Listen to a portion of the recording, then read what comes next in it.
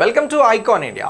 Icon India ఆంధ్రప్రదేశ్లో animal husbandry assistant ఉద్యోగాల కోసం ప్రిపేర్ అవుతున్నటువంటి అభ్యర్థులకి 5,000 క్వశ్చన్లతో వాటికి సంబంధించిన సమాధానాలు వివరణతో బిడ్ బ్యాంక్ని అందించడం జరుగుతూ ఉంది. ఈ బిడ్ బ్యాంక్ మీకు కావాలి అనుకుంటే మీరు వెంటనే ఐకాన్ ఇండియా యాప్ని డౌన్లోడ్ చేసుకొని రిజిస్టర్ అవ్వచ్చు అతి తక్కువతో. ఇక అలాగే చాప్టర్ వైజ్ ఎగ్జామ్ సిరీస్ని కూడా మీకోసం ఐకాన్ ఇండియా లాంచ్ చేయడం జరిగింది. ఎవరైతే యానిమల్ హస్బెండరీ అసిస్టెంట్ ఉద్యోగాలకి మంచి స్కోరింగ్ చేయాలనుకుంటారో వారికి సేమ్ ఎగ్జామ్ ఎలాగైతే నెగటివ్ మార్కింగ్తో జరగబోతా ఉందో అలానే కంప్యూటర్ బేస్డ్గా అంటే మీ మొబైల్ బేస్డ్గా మీరు ఎక్కడున్న ఎగ్జామ్స్ని రాయవచ్చు, ఇది కూడా అతి తక్కువతో. సో మంచి స్కోరింగ్కి మీకు ఐకాన్ ఇండియా ప్లాట్ఫామ్ అనేది మంచి సర్వీస్ని అందిస్తూ ఉంది, దీన్ని వినియోగించుకోండి. ఇక మనం ఈరోజు ఫండమెంటల్స్ ఆఫ్ వెటర్నరీ మెడిసిన్కి సంబంధించినటువంటి క్వశ్చన్స్ని డిస్కస్ చేద్దాం. సో ఈ ఫండమెంటల్స్ ఆఫ్ వెటర్నరీ మెడిసిన్ అనేటువంటి టాపిక్ మీకు 7th టాపిక్గా పార్ట్ బిలో అడగడం జరుగుతూ ఉంది.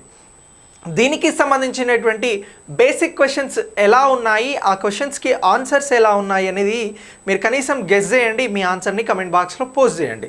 సో ఇప్పుడు మనం ఫస్ట్ క్వశ్చన్ ఒకసారి చూసినట్లయితే పశు వైద్యంలో ఆరోగ్యం యొక్క నిర్వచనం ఏమిటి అని చెప్పేసి అడిగినాం.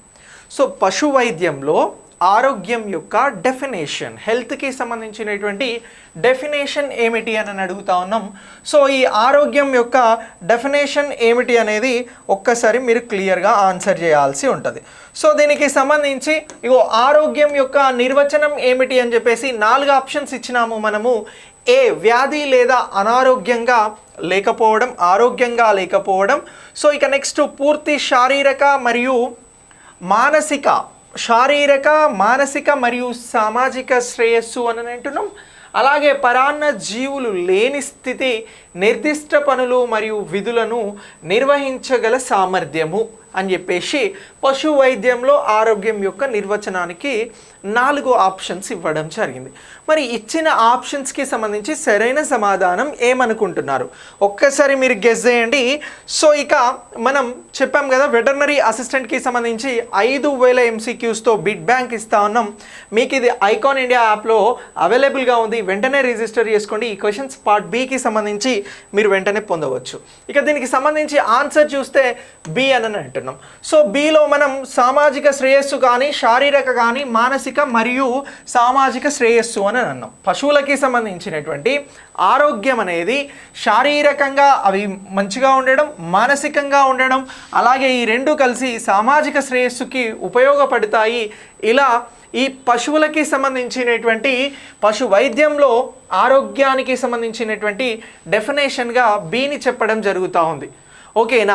సో జంతువుల ఆరోగ్యానికి సమగ్ర విధానాన్ని నొక్కి చెప్పేదే ఈ పశు వైద్యంలో ఉన్నటువంటి ఆరోగ్యము అనేటువంటి అంశం.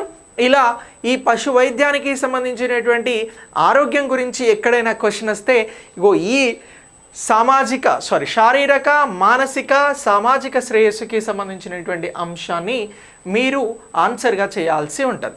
ఓకే, ఇక దీని తర్వాత ఒకసారి నెక్స్ట్ క్వశ్చన్ చూద్దాం. ఇవి జస్ట్ మోడల్ క్వశ్చన్స్ అండి, బేసిక్ క్వశ్చన్స్. సో ఇంతకంటే ఎక్స్ట్రాడినరీ క్వశ్చన్స్ కూడా మీకోసం వెయిట్ చేస్తూ ఉన్నాయి ఐకాన్ ఇండియా యాప్లో. ఇక నెక్స్ట్ క్వశ్చన్ చూడండి. క్రింది వాటిలో వెటర్నరీ మెడిసిన్ యొక్క ప్రాథమిక లక్ష్యం, ప్రైమరీ టార్గెట్ ఏంటి అని అంటున్నారు. దేనికి సంబంధించి? వెటర్నరీ మెడిసిన్కి సంబంధించినటువంటి ప్రైమరీ టార్గెట్ ఏమిటి అనేది నెక్స్ట్ క్వశ్చన్. సో ఇక్కడ చూడొచ్చు, క్రింది వాటిలో వెటర్నరీ మెడిసిన్ యొక్క ప్రాథమిక లక్ష్యం ఏది? సో జంతువుల యజమానులకు లాభాలను చేకూర్చడం మెడిసిన్ యొక్క ప్రథమ లక్ష్యమా? జంతు సంక్షేమం మరియు ప్రజారోగ్యాన్ని ప్రోత్సహించడమా? పశు వైద్య మందుల వాడకాన్ని తగ్గించడమా? వైద్యుల చికిత్సపై మాత్రమే దృష్టి పెట్టడమా? సో ఇచ్చిన క్వశ్చన్ని ఒక్కసారి ప్రాపర్గా అబ్జర్వ్ చేస్తే వెటర్నరీ మెడిసిన్ యొక్క ప్రాథమిక లక్ష్యం ఏమిటి అని అడిగినాం. సో ఇచ్చిన ఆప్షన్లలో సరైనటువంటి ఆన్సర్ మీరు ఏమనుకున్నారు ఒకసారి కమెంట్ బాక్స్లో పోస్ట్ చేయండి. ఇక్కడ ఆన్సర్ని పరిశీలిస్తే ఆన్సర్ బి అని అంటున్నామండి. ఎందుకు బి అని అంటే పశు వైద్యం యొక్క ప్రాథమిక లక్ష్యాల్లో ఒకటి జంతువుల సంక్షేమాన్ని ప్రోత్సహించడం. ఎస్, పశు వైద్యం యొక్క ముఖ్యమైన థీమ్ కాన్సెప్ట్ ఏంటి? మనలాగే జంతువులకి కూడా వివిధ వ్యాధులు అనేవి సంక్రమిస్తాయి. సో ఇప్పుడు వాటి నుంచి కాపాడడం అనేది ప్రాథమిక లక్ష్యాలలో ఒకటి అని అంటున్నాం. సో అలాగే జంతువులకి సంబంధించినటువంటి శ్రేయస్సుని కూడా నిర్ధారించడము అని అంటున్నాం. సో జంతువులు మరియు మానవుల మధ్యన వ్యాధులు సంక్రమించకుండా నిరోధించడం ద్వారా ప్రజారోగ్యాన్ని రక్షించడము అని అంటున్నాం. సో మనం కొన్ని సందర్భాలలో వింటాం వివిధ జంతువుల ద్వారా. ఫర్ ఎగ్జాంపుల్ కోళ్ళు ఉన్నాయి, అంటే ఏవైతే కోళ్ళకి సంబంధించిన ఫామ్స్ ఉన్నాయో వాటి ద్వారా కొన్ని వ్యాధులు సంక్రమిస్తాయి. కొన్ని సందర్భాలలో మనం వింటాం పందుల ద్వారా వ్యాధులు సంక్రమిస్తాయి అనేటువంటి వార్తలు చదువుతూ ఉంటాం. సో ఇలాంటి వాటిని నివారించడం అనేది ఈ పశు వైద్యం యొక్క ప్రాథమిక లక్ష్యాలలో ఒకటి అని చెప్పేసి మనం గుర్తించాల్సి ఉంటుంది. సో అందుకే ఆన్సర్ని ఏం తీసుకుంటున్నాము అనంటే బి ఆప్షన్లో ఇచ్చినటువంటి జంతు సంక్షేమాన్ని ప్రోత్సహించడం మరియు జంతువుల శ్రేయస్సుని నిర్ధారించడము అని చెప్పేసి అంటున్నాం. ఓకే, దీని తర్వాత నెక్స్ట్ క్వశ్చన్ ఒకసారి చూద్దాం. జంతువుల ఆరోగ్యాన్ని నిర్ధారించడంలో పశు వైద్యుని ప్రాథమిక పాత్ర ఏమిటి అని అంటున్నాం. సో ఇప్పుడు పశు వైద్యునికి సంబంధించి వెటర్నరీ డాక్టర్కి సంబంధించినటువంటి ప్రాథమిక పాత్ర, ప్రైమరీగా ఉండేటువంటి పాత్ర ఏమిటి అని అంటున్నాం.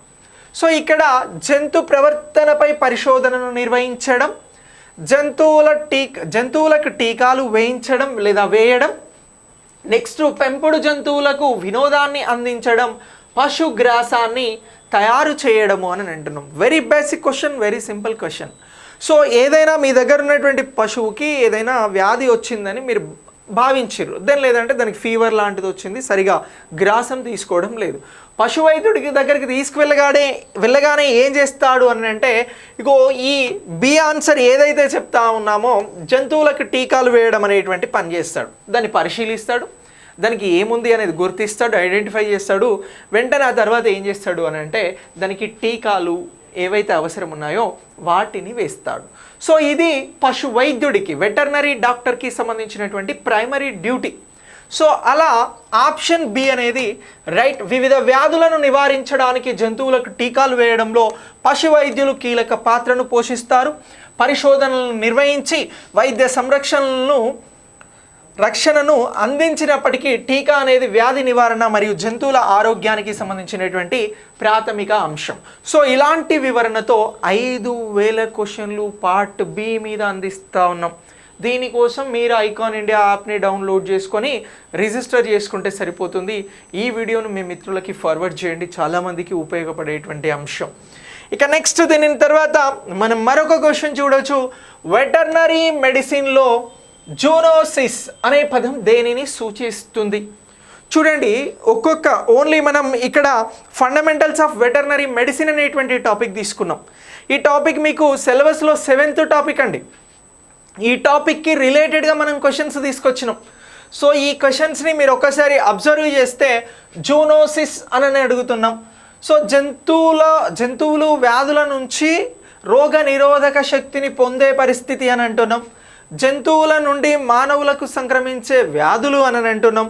పశువులలో ఒక రకమైన బ్యాక్టీరియా సంక్రమణ అని అంటున్నాం. అడవి జంతువులను పెంపొందించే ప్రక్రియ అని చెప్పేసి ఇక్కడ ఆప్షన్స్ ఇవ్వడం జరిగింది. మరి జూనోసిస్ అంటే ఏమిటి అని నేను క్వశ్చన్ అడుగుతాడు, లేకపోతే దాని సరైనటువంటి ఆన్సర్ అడిగి దీన్ని ఏమంటారు అని అడుగుతారు. వెటర్నరీలో దీన్ని ఏమంటారు అని అడుగుతారు. సో ఇలా అడిగినప్పుడు మనం చేయాల్సినటువంటి ఆన్సర్ ఏంటి అని అంటే మనకు ఆన్సర్ బి అని చెప్పేసి గుర్తుంచుకోవాలి. జూనోసిస్ అంటే ఏంటి అని అంటే మనకి జంతువులు మరియు ఇక్కడ జంతువుల నుంచి మనుషులకు సంక్రమించేటువంటి వ్యాధులండి. సో జంతువుల నుంచి మనుషులకు సంక్రమించే వ్యాధులను ఏమంటారు అని మీకు ఆప్షన్లో జూనోసిస్ అని ఇస్తే మీరు వెంటనే అది రైట్ ఆన్సర్ అని చేయాల్సి ఉంటుంది. మీరు రాంగ్ ఆన్సర్ చేసిరనుకో 1/3 మార్కు పోతుంది మళ్ళీ మీకు. సో లేదా అంటువ్యాధులు అని కూడా అంటాం. ఈ అంటువ్యాధులు అనేవి జంతువుల నుంచి ప్రబలంగా వస్తాయి. ఇటీవల వచ్చినటువంటి కరోనాను మనం ఏమన్నాం, అది ఏదో గబ్బిలాల నుంచి ప్రయోగశాలల నుంచి వచ్చింది అని చెప్పేసి మాట్లాడి. సో అలా ఈ జంతువుల నుంచి వచ్చేటువంటి వ్యాధులని జూనోసిస్ అని చెప్పేసి అంటున్నాం. ఈ జంతువు మరియు మానవులు రెండింటి ఆరోగ్యానికి సంబంధించి జంతు మరియు మానవ ఆరోగ్యం రెండింటినీ రక్షించడానికి పశు వైద్యులు జూనోటిక్ వైద్యులను అర్థం చేసుకోవడంలో మరియు నివారించడంలో చాలా అవసరము అని అంటున్నాం. ఈ జూనోటిక్కి సంబంధించినటువంటి వ్యాధుల్ని కూడా అర్థం చేసుకుంటేనే పశువులకు వచ్చినటువంటి వ్యాధులు ఏంటో తెలుస్తాయి, వాటిని నివారించగలిగితేనే మానవులు బతకగలుగుతారు. ఎందుకంటే వ్యాధులు జంతువుల నుంచి మానవులకు సంక్రమించే అవకాశం ఉంది కాబట్టి. ఇక నెక్స్ట్ వెటర్నరీ హెల్త్ చెకప్లో, ఇక్కడ హ్యూమన్ వెల్త్ చెకప్ కాదు, వెటర్నరీ హెల్త్ చెకప్కి సంబంధించి క్రింది వాటిలో ముఖ్యమైన అంశం ఏమిటి అని అంటున్నాం.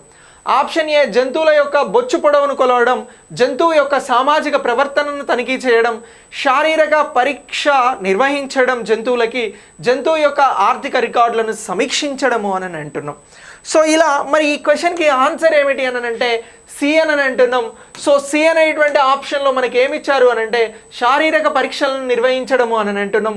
వెటర్నరీకి సంబంధించినటువంటి హెల్త్ చెకప్కి సంబంధించి వెటర్నరీ హెల్త్ చెకప్ సమయంలో అవసరమైన భాగాల్లో ఒకటి జంతువు యొక్క పూర్తి శారీరక పరీక్షను నిర్వహించడం, అలాగే ఏదైనా శారీరక అసాధారణలు లేదా ఆరోగ్య సమస్యలు ఉంటే గుర్తించడంలో ఈ వెటర్నరీ హెల్త్ చెకప్ అనేది మనకు ఉపయోగపడుతుంది. జంతువులకి సంబంధించినటువంటి హెల్త్ చెకప్ ద్వారా ఏం తెలుస్తుంది అని అంటే జంతువులకి సంబంధించినటువంటి శారీరక పరిస్థితి అనేది తెలుస్తుంది, అలాగే జంతువులు ఎలాంటి పరిస్థితిలో ఉన్నాయి అనేటువంటి అంశం తెలుస్తుంది. వీటన్నింటి కోసం ఇక్కడ మనం వెటర్నరీ హెల్త్ చెకప్ అనేటువంటి కాన్సెప్ట్ తీసుకుంటున్నాం. దీని ముఖ్య ఉద్దేశం ఏమిటి అని మిమ్మల్ని ఎగ్జామ్లో అడిగితే ఏదైతే జంతువు ఉంటుందో, ఏదైనా కొన్ని జంతువులు ఉంటాయో వాటికి సంబంధించినటువంటి శారీరక పరీక్షలను నిర్వహించడం అనేది ఈ వెటర్నరీ హెల్త్ చెకప్కి సంబంధించినటువంటి ముఖ్యమైనటువంటి అంశంగా గుర్తుంచుకోవాలి. క్వశ్చన్ ఇట్లా కూడా అడుగుతాడు. సో ఏదైనా జంతువు యొక్క పూర్తి శారీరక పరీక్షను నిర్వహించడం దేనిలో భాగము అని అంటారు. మీరు ఆన్సర్ ఏం చేయాలి?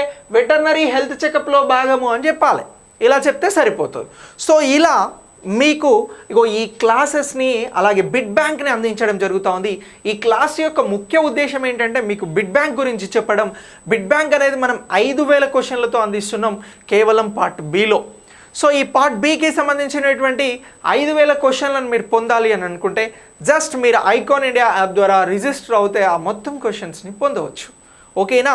సో ఇది ఈరోజు మీకు నేను అందిస్తున్నటువంటి ఫండమెంటల్స్ ఆఫ్ వెటర్నరీ మెడిసిన్కి సంబంధించినటువంటి క్లాస్.